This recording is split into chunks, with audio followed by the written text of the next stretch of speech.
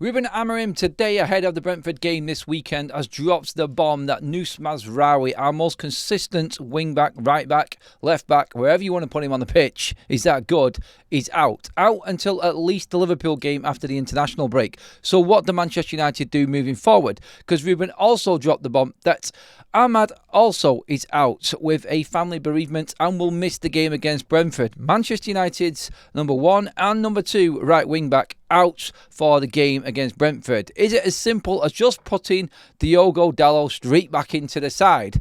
Well, no, it's not. In this video, I'm going to go through what I think could happen and a little bit of a surprise package that I think might actually have an impact on Manchester United's season going forward as well. It's not straightforward, and RUBEN, if he taps into this, could find a different solution to the tried and not trusted Diogo Dalot. Look, before we get into the video, I just want to make it clear, I've got nothing against Diogo Dalot. I don't want to make this about him not being good enough, but he has shown plenty of times that he isn't the right player for Manchester United. He isn't the right option for United.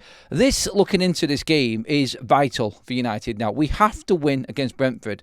All I've done all day is talk to different people, been on Sky Sports, done several videos, we covered the press conference, and all we've done is talk about Manchester United's importance of winning the Brentford game, then potentially going into the Sunderland game, and potentially going into the international break, somehow, out of nowhere, being in the top 4. Now, the news from the press conference today was a little bit gutting, to be honest, because Nus Mazraoui is Man United's number 1 fullback. That is clear to see. You only have to look at the stats. Last season, in 50 games for RUBEN AMORIM, Nus Mazraoui started 47 of them games. The others he wasn't available for and was 1 substitute appearance. So when Nus Mazraoui is available, he plays. So he is number 1 for RUBEN AMORIM, and that is a definite. That's why we've seen Diogo play on the left-hand side. He's got one man he thinks that he's the right person for that, and that's Nus Mazraoui. You could easily say tomorrow it's got to automatically be Diogo Dalot on the right-hand side, and that's that done. Not quite the case. You look at Dalot, he's already been dropped once this season. Are we starting to see signs that RUBEN AMORIM cannot trust Diogo Dalot? People would come back and argue with me and say, obviously, he played him the whole game against Grimsby when he was absolutely terrible. So, of course, he's going to keep Dalot and put him straight in the side. And do you know what? There is a highly likelihood that he will go to the tried and not trusted. I keep saying not trusted because the proof is there that Dalot has not been good enough for Manchester United, along the other Manchester United players. But he played him against Grimsby, awful. Then played him again against Burnley, and he did better. He got an assist, and it was an okay performance for him. Again, still part of a team that got found wanting down his side with several crosses going into the box and conceding from there. So Dalot defensively doesn't have the capabilities, and he doesn't have the capabilities going forward. He's an okay player. So what do you do from there? On the train and travelling and spotted going is Diego Leon. Not Diogo, but Diego Leon. Manchester United signing from Paraguay earlier on in the summer window. Well, in fact, last January anyway. We all know about this kid. We all know what he brings. We all know the characteristics that he's got. He made the big announcement that he wanted to prove to RUBEN AMORIM that he was a first-team player. Look, I'm not saying that Diego Leon has shown already while being at Manchester United that he's the right man to go forward for the football club. There's a reason why United bought him, though, and there's a reason why he's in the matchday squad and travelling with Manchester United's first team. Pictures have confirmed this. And could there be an opportunity through this season? And it might not be this weekend when he comes in, and it might still be Dalot. I get it. I understand it. Needs must and all of that. But could Doggy go on the right? Dalot left? Does it have to be Dalot? And could it actually be Diego Leon? Look, I'm just saying it. He hasn't proved anything really yet, Diego Leon. He has been in a few pre-season games. He's played a couple of matches for Manchester United on tour. He's had one 45-minute spell for the under-21s so far this season. Also against Liverpool. Good performance, though, in that. Is it time that Manchester United just looked at a different option going forward? And I think looking at it now and the way that RUBEN has approached the start of this season, he's not fully convinced about Dalot, as a lot of people are saying. You can see it. He didn't finish the game against Arsenal, subbed after 55 minutes, then dropped for the game against Fulham. Came on and cost Manchester United the game with his mistake and lethargic defending. Started against Grimsby and was horrendous for the whole game, conceding 2 goals and part of the worst and the most embarrassing result in Manchester United's last 10 years in the football club. Dalot is not good enough. And the importance of Brentford is there for everybody to see for RUBEN AMORIM. If he tries somebody else like Leon, yep, you could actually say, you know what? He's risked it and it's cost him. He's stupid. He should have gone with the tried and trusted. But why is nobody picking up on the fact that Dalot just has not performed and isn't good enough for that role? Could Manchester United just go, do you know what? Let's put Diego Leon in. Let's play him. It is a massive, massive risk. I get it. I know it. And I'll probably get slaughtered in the comment section. But what's the difference in Dalot and Leon? Somebody tell me in the comment section and tell me why he is going to do a worse job than what Dalot will. He's more adventurous. He's braver. He's more physical. He's not as weak as Dalot in the tackle. He can get back. He can tackle. And if someone's there next to him, leader quality-wise, like a Matthias de Ligt, for instance, if you're playing Harry Maguire also in this game, and you would argue again, look, Manchester United are going to get bombarded aerially. He's only a small player. I'm not being funny. You're looking at Dalot. Like, when has Dalot been fantastic in the air? Look, I don't rate his defensive qualities. I don't think Dalot is good enough for Manchester United at the moment.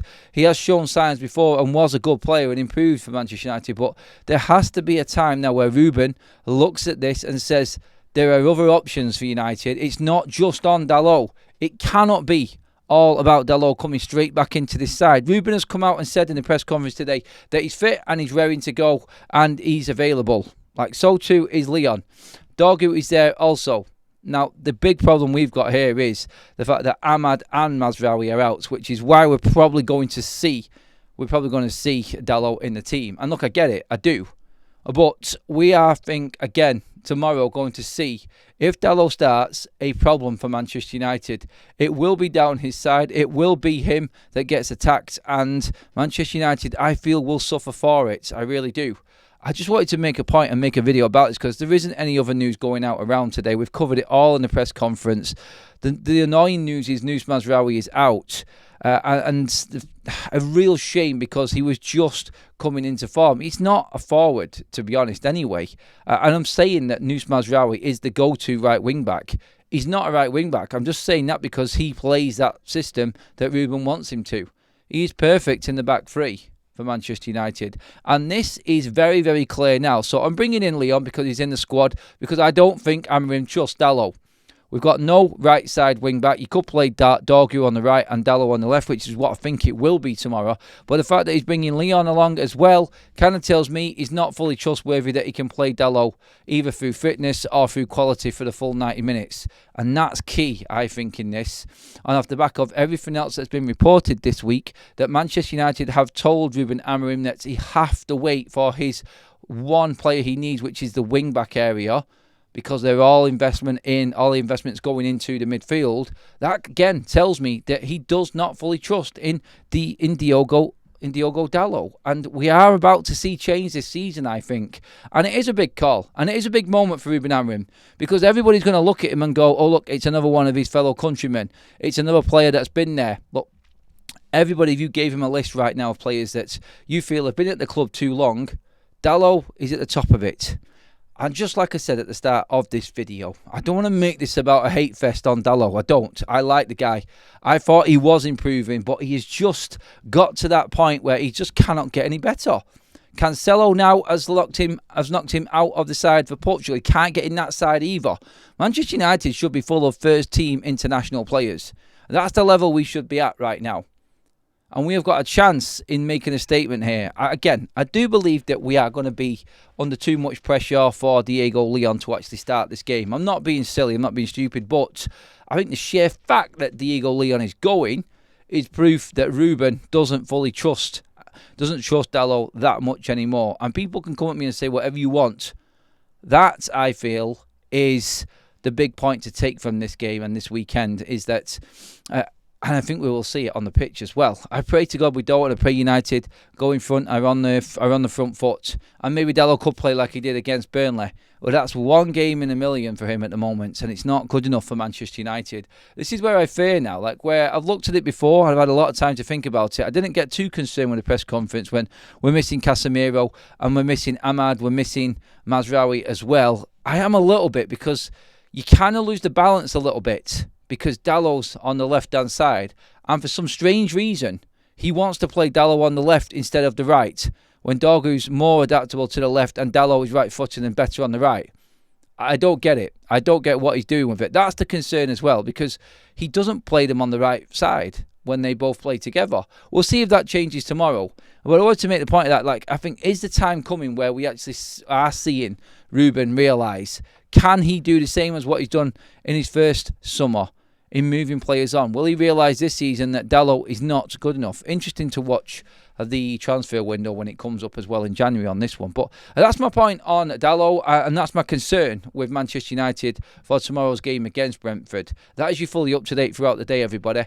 Don't forget to hit the subscribe button that's up on your screen right now and pop a like on the video. And also, if you want to be part of that Manchester United watch along here on Forever United TV in the pub with me for the Spurs game, get across to the community section and check out in the description. There is also a link there for you to buy your tickets now. They're selling fast, everybody, so get onto them as well. I'll see you all in the morning.